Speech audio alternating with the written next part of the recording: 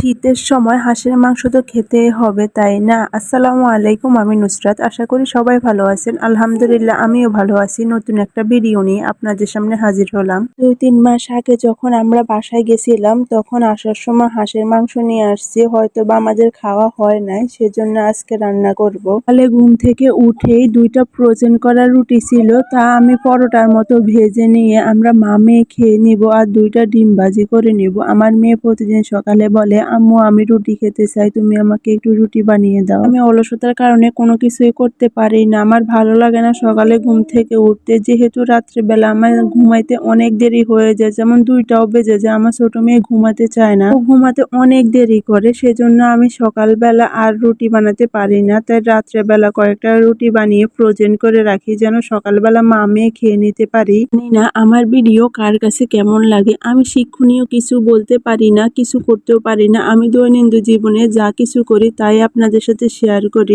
যদি আমার পাশে থাকেন তাহলে হয়তো বা আমার এই পেজটা অনেক বড় হবে। প্লিজ আপনারা কোন টপিকের উপরে আমার ভিডিও দেখতে চান অবশ্যই কমেন্ট করে জানাবেন। আমি যেহেতু ডেইলি ব্লগ দিই, তার উপরে কেমন ভিডিও দেখতে চান অবশ্যই জানাবেন। তো আমি ভয়েস দিতে খুবই লজ্জা পেতাম, সবাই বলতো যে আমার ভয়েস ভালো না। যাই হোক, এখন মোটামুটি আমার মনে হয় আমার ভয়েসটা আগের থেকে একটু ভালো হয়েছে। মনে হচ্ছে যে এখন শুধু আমার ভিডিও কোয়ালিটি একটু ভালো করতে হবে, যেহেতু আমরা এখানে সাবলেটে থাকি অনেকে মিলে, সেজন্য কিচিং রুমটা একটু হয়ে থাকে। আসলে একজনে পরিষ্কার করলে তো হয় না, সবাই মিলে যদি পরিষ্কার করে তাহলে কাজটা অনেক সুন্দর হয়। কি চেষ্টা করতেছি, যদি একটা ভালো বাসা পাই তাহলে ওইদিকে চলে যাব, আপনাদের ভাইয়াও বলছে। আর আপনারা প্লিজ আমার পাশে থাকবেন, তাহলে আমি আমার পেজটাকে অনেক বড় করতে পারবো। আমি আসলে খারাপ ভিডিও বানাতে চাই না, কোনো অন্যদের ব্যাপারে সমালোচনা করেও ভাইরাল হতে চাই না, খারাপ ভিডিও বানিয়েও ভাইরাল হতে চাই না। আমি চাই আমি শুধু যেগুলো কাজকর্ম করি সারাদিন ওইগুলা নিয়ে। এর সাথে কথা বলতে বলতে আমার মশলাগুলা কষানো হয়ে গেছে। হাঁসের মাংস খেতে কার কার ভালো লাগে অবশ্যই কমেন্ট করে জানাতে কিন্তু ভুলবেন না। আমার কিন্তু অনেক ভালো লাগে।